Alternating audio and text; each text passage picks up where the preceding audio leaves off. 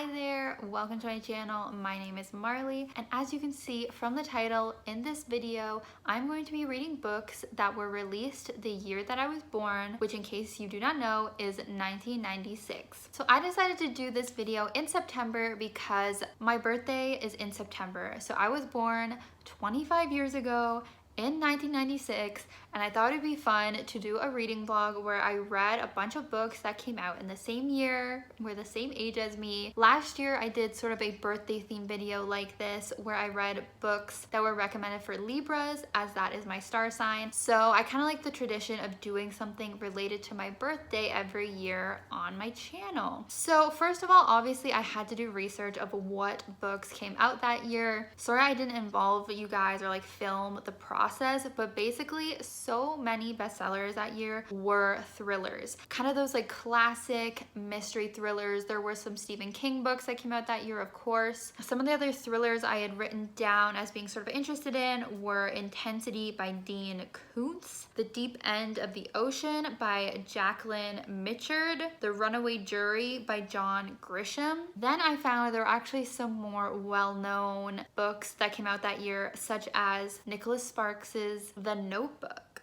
which I will not be reading because I've seen the movie. I just don't really feel like reading that book. But I thought that was interesting to find that out. Fight Club, the book Fight Club also came out that year. Interesting. Also, the book Mercy by Jodi Picoult came out, which I considered reading because I have read multiple books by her, but ultimately these are the books I decided to read. So the first one was a thriller that I was drawn to called Moonlight Becomes You by Mary Higgins Clark. I thought it was a good idea to read one of those thrillers just because there were so many of them on the bestsellers lists. I heard from my mom that Mary Higgins Clark is a pretty popular like mystery author that she has heard of and like her friends read, so I thought that was a pretty good choice. Then I saw that Sarah Dessen, who is a very popular YA author, put out her very first book that year, and it was called That Summer, and I actually have it here. I found it at a used bookstore, so I thought I would buy it. I've only read one other book by her, which was called Just Listen, and this was a very short book, so I thought this was a good idea to just kind of see like where did Sarah Dessen, the icon, the legend, get her start. The third book that I'm going to read is Bridget Jones's Diary by Helen Fielding, which is another really popular like pop culture icon that I was excited to see. It came out the year I was born. And obviously I have seen the films, I think, or one of them, or some of it, but I'm very interested to actually read this book. I think it's the one I'm most excited for because it should be pretty fun and silly and have some cute romance in it as well. So these are the three books I'm going to read this month. We will see if these books are super outdated, as they are 25 years old. Same age as me. I'm so old now. Well, my birthday's in a couple weeks, but anyway. Or yeah, just to see if I like them, if I don't, how outdated they are, that kind of thing. So I actually have started this vlog already, so I will roll those clips and you can catch up with me on where I'm at with my reading.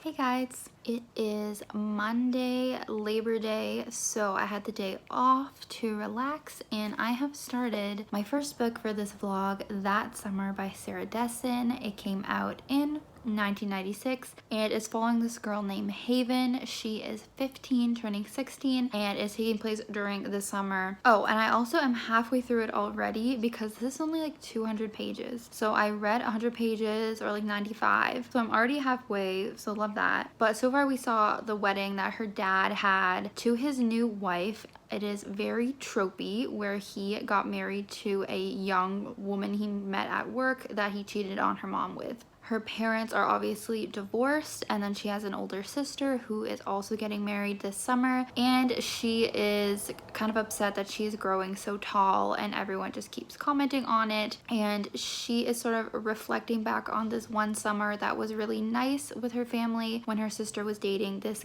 guy who ironically was named Sumner.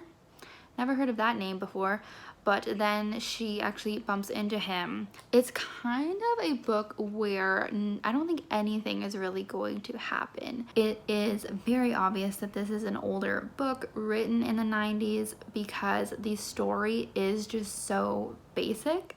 Like, a story would not probably come out like this anymore because the whole situation of dealing with her parents divorced is so like overdone at this point. Like, so many people's parents are divorced that it's not really like worthy of storytelling really, or it'd be like just a very side story. The whole trope with the dad remarrying, like we've seen that before. Just not much is going on, and I just don't think YA books would be like that anymore. So it's very clear that this is older. I also feel like the teenager character in this is a lot more innocent than what you would see in 2021 as well, as she is turning 16, but it is written very like young. Like, I would even say this is for a middle grade audience rather than a teen audience, just because she's like, the themes seem to be quite like immature and like more for a preteen audience. I also feel like there's not even going to be any romance in this at all, unless she ends up having a romance with her sister's ex-boyfriend, which in that case it would take a big turn and become problematic because he is 21 and she is 15. But it's weird because they're kind of setting that up in a way, like clearly she really likes him and stuff, like as a person, and so it's like, are they gonna go there and have them be a romance? But I really hope not. Like, I hope it'll just be a friendship. But these days, like, it would be very weird to see a YA book that like didn't have any romance in it as well. So it's definitely interesting reading this book from 1996. But yeah, I'm glad it's so short because it also is like a little bit boring. Like, not much is happening.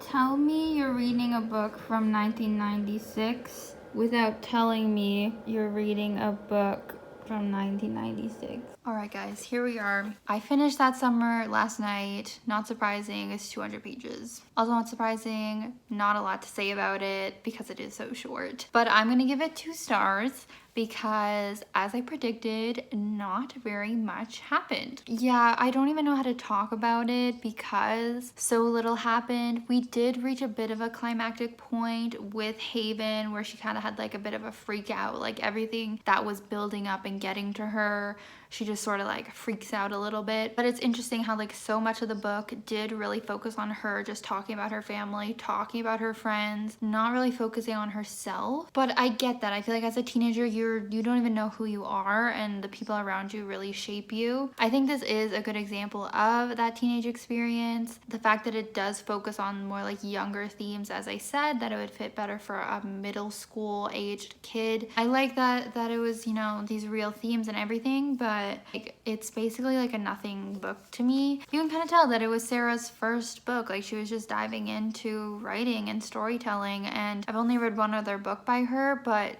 she definitely gets into like way deeper stuff. It does have a lot of sisterly themes in this, which I think must be a theme with Sarah, as her other book, I think Just Listen, also had sister themes. So that seems to be something that is important to her, and that was probably one of the best aspects of this book. I definitely noticed some outdated things, which I quickly showed you guys. Yeah, so not super successful so far. I'm rating a book 2 stars. So let's see what the other 2 bring. I think I'm gonna read the thriller mystery one next. Hopefully I like it a little better.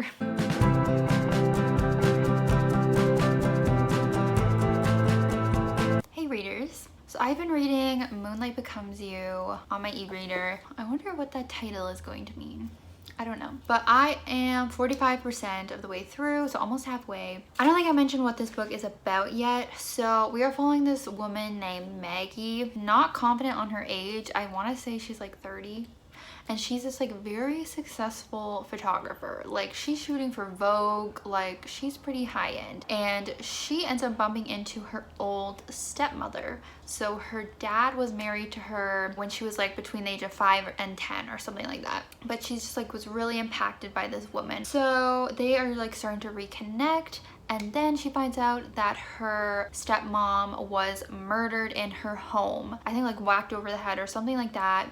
There's no sign of forced entry, so it seems like it was someone that she knew, right? Anyway, so there's like an investigation going on. In the meantime, like her house, her estate, everything was left to Maggie. So Maggie's like chilling in the town for a little bit, seeing what she's gonna do with the house, if she'll sell it, whatever. Obviously, it's a murder mystery of who killed the aunt. Immediately, there was a character named Liam Payne, which I thought was funny, like a little One Direction shout out there. Also, something that's kind of funny to read about is that they have like car phones, like phones in their car, which I think is like an older thing, I guess from the 90s. I don't ever remember seeing that in my childhood, so I guess they must have quickly disappeared, but they exist in this book, which is funny. Also, I'm pretty sure we got a point of view very early on of the killer, and I think we found out that it was a male. I can't remember why I thought that, but I did write that down,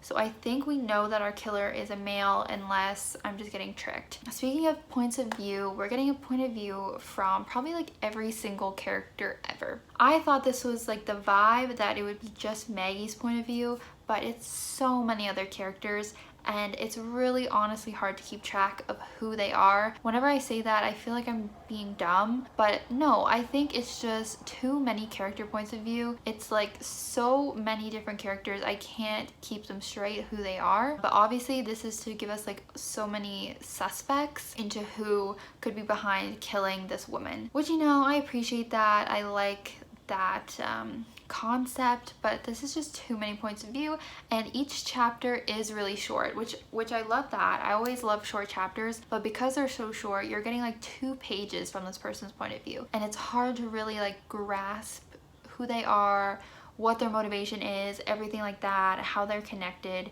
in such a short amount of time. So I'm not loving that. Another thing that's annoying me about this book is that our main character is just having these annoying moments where she thought she noticed something suspicious about these graves. Oh yes, because I should mention there was a lady, an older lady who had passed away before the book started, and then we just found out a third woman has died. So it's kind of like someone is killing all these women. So Maggie went and like visited these graves of these people, and she's like, I noticed something was bugging me about these graves, but then she like can't put her finger on it. And it's like a classic thing in thrillers where the character like can't quite put their finger on something, and it's just like, can you figure it out? And you know they're gonna figure out like an aha moment later. Another moment, she was like doing something in her aunt's house and something fell to the floor, and she literally was like, oh, I'm not gonna look at that right now. Like, clearly that is gonna be a clue later that she is gonna stumble upon and be like, oh yeah, this fell before, and then it's like a clue. And just little things like that, I'm like, okay, this is lame. I'm also wondering if, because it's such an older book, if the twist is going to be something that we've seen a million times. Like, I'm sort of getting the vibe that it's going to be her love interest, which is like a classic trope that it's the boyfriend, which I remember seeing in Scream, which I don't know when Scream came out, maybe around this time. So that's kind of what I am suspecting so far. But yeah, honestly, I'm not really loving it. I think the points of view thing is really what's getting me the most, because I can't even fully form a theory when there's just so much happening. So anyways, these are my initial thoughts for the first half. I'll let you know if it gets better or if we get any reveals. You know the drill. It's my name. It's not focusing on. Hey, so yes, I'm in the dark in my room. It's Sunday. I'm having Sunday anxiety about the week, but last night I finished Moonlight Becomes You, and I think I'm gonna give it 2.5 stars or 3 stars. I can't totally decide because I completely guessed who the killer was. Yet another predictable mystery, and it did get better. Like, the POV situation got a little better. I actually came to know who some of the characters were. Like, I finally figured it out, and I saw why it was necessary more so. The last third of the book also, with like the rising action and the climax, got pretty good. I didn't want to stop reading, but at the end of the day, like, I did figure out the mystery, and it was still interesting to read it unravel, but not really great. So yeah, so this reading vlog's not going terrific, but I feel like that is to be expected reading books 25 years old. Now I have started Bridget Jones's Diary while I've been laying here. I'm not very far yet, but I'm already so I am liking this style. I think this will be my favorite book just because it is so lighthearted, fun, funny. You know, there's a reason it's so well known, but you can definitely see how it's dated. Like, so far Bridget is like 30-something-year-old woman. She has, you know, a lot of like addictions and things. She drinks a lot, smokes a lot. She thinks she's fat. She's single, right? So her parents are trying to set her up with Mr. Darcy, Mark Darcy, and she's like not interested. She's interested in this guy at work who is like her boss, and she's being like a little bit inappropriate with him. And there was just a comment that is like would not be okay now, but they were like emailing kind of inappropriately, and she said something about like sexual assault, and she was like, I'm fine being not assault, but harassed. I'm fine being sexually harassed by him. Yeah, I enjoy being sexually harassed by Daniel Cleaver. I'm just like, ooh, that would not fly in 2021, like making light of that. So it's one of those things where you just have to look past it, but I think this will be the most fun of the 3 books, and hopefully will be higher than a freaking 2.5 star. Hey, so I had to go into my work office today for the first time in years, I guess, since the pandemic started. So I had some time to read Bridget Jones, and I'm at like, what am I at? 71%. I am definitely enjoying this the most of any book as predicted. It is really quite funny. If it wasn't clear, Bridget Jones's Diary is written like a diary, so it says the date and the different times that she's writing in, and it's really just kind of like a train of thought thing of her. It is very, very similar to the Confessions of Georgia Nicholson books, which I read growing up. I think those would have been inspired by Bridget Jones's Diary, and it's just about her life. She works in publishing, but she's not career focused. She's very focused on getting a boyfriend, as she is in her 30s, and there's a lot of pressure on her for that, and losing weight is a big thing. So I actually would give a trigger warning even for people with eating disorders for this book. Obviously it's a different time that this was written in, where I think it was more acceptable to speak like how she does, but she is just constantly tracking her weight every single day, writing in what her weight is and how much calories she ate, and just saying how she needs to lose weight and how she's so fat. And I think that would be triggering for people now reading that. I don't think that's really something that would be done these days, but at the same time she is very relatable because she does talk about these very like real things that women go through, but it is very dramatized. And yeah, because of that, like, it is quite funny. I do wish the romance would like step up a little, because so far she's just been having a romance with Daniel, which is that guy that was her boss, and he just does not treat her well, but she is like trash for him. That whole like classic dynamic that sometimes happens with men and women. And I just know obviously that Darcy is like the better guy for her, and I just wish they had more scenes. Like, I think they've met only twice, and I think she's gonna see him again soon, and hopefully they will really bond more. But that's the one thing that I'm craving. It's just like more of that nice romance between them, because there is a lot of like just talking about Bridget's life and like all the random things that she's doing. She smokes so many cigarettes. That's another thing she tracks every day, is like how much alcohol and cigarettes she has. It's a lot. That's another thing that would not happen now. I think people are not as addicted to smoking. But yeah, I think this might only be a 3-star is what I'm thinking right now, but we will see how the ending goes.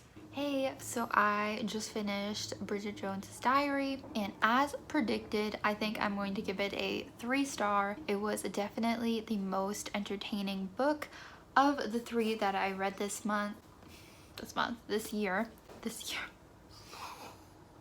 week. Oh my gosh. But yeah, as I mentioned earlier, it was fun. It was funny a lot of the time, but the romance was definitely lacking for me, specifically with Mark Darcy. It wasn't until like the very end that we got another scene with them, and it just didn't make sense to me because they barely spent any time together. Like, I know Bridget is a very unique girl and she would, you know, be very like quirky and like attract Mark Darcy, but I don't think it was enough for them to like be in love with each other by the end of it. So I definitely was disappointed with that. While I do think it was enjoyable to see Bridget's like everyday life, and that created a lot of the humor in the book, there were some points where I was kind of over it. Some annoying parts with her parents, like there was so much focus on her parents. Her mom is like a trash person and it was really weird. I didn't notice till the end of the book, but her mom calls her dad daddy and her dad calls her mom mommy. And I just think that's very odd. Like, I think the only time you do that is like if you have a small child, so you call your child's dad daddy because that's what they call them and that's how they know them by. But once you have like adult children, like Bridget is 30, like why are you still calling your husband daddy? And the vice versa. Like it was weird. But yeah, so overall I think it's clear that reading books from 25 years ago would not really recommend. A lot of the books don't really hold up. In every single one of these books there were things that were just outdated, not acceptable, things that you could just not say anymore. And then yeah, just like not the most like unique ideas either, because we've seen stories like these so much now that these were nothing special and were actually pretty lacking in most of the cases. As you saw, Bridget Jones's Diary was the one I liked the most, and I actually would recommend that one if you want this type of story, like very cheeky British humor, funny, crazy main character. And then it would be Moonlight Becomes You, because that at least had that thriller aspect that was sort of interesting at the end of the book. And then That Summer, which I have here, would obviously be last, but mostly just due to the lack of any real content, but what was in here was decent. So that is the end of this video. Hope you enjoyed watching it and hearing my thoughts about these 3 books that came out the year I was born, and I hope you will subscribe for more reading vlogs like this with little themes to them and other videos that I do. Make sure to follow me on TikTok and Instagram, and I'll see you in my next video. As always, take care.